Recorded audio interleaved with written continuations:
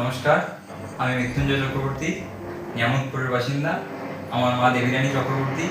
আমি মাকে 6 তারিখ আসানসোল হেলথ ওয়ার্ল্ডে অ্যাডমিশন করিয়েছিলাম।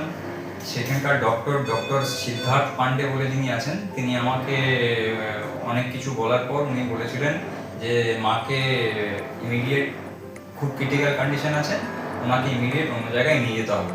উনি এসএসকেএম রেফার করেছিলেন। কিন্তু সেক্ষেত্রে আমি কিছু অনেকের কাছে জানার জন্য আমার এক দাদার থ্রু লাইফলাইন মেডিকেল হসপিটালে এসেছিলাম। ওনারা আমাকে অ্যাসুরেন্স দিয়েছিল যে আশা করি ঠিক করে দেবো, হয়ে যাবে।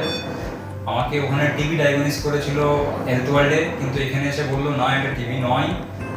এবং আমি তাতে প্রচুর প্রেশার নর্মাল হয়েছিল আমার। এখন আপাতত মা আমার অনেক সুস্থ।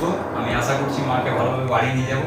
এবং এখানকার স্টাফরা লাইফলাইনের প্রচুর হেল্পফুল, খুবই ভালো কোঅর্ডিনেট করেন।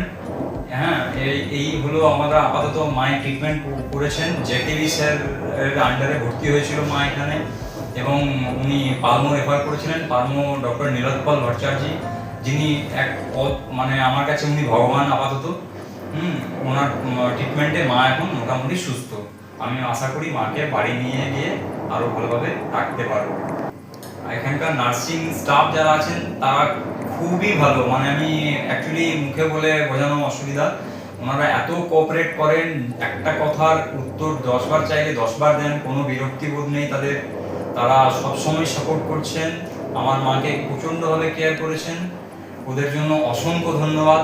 আর হসপিটালের সমস্ত স্টাফ এবং নার্সিং স্টাফদেরকেও অসংখ্য ধন্যবাদ।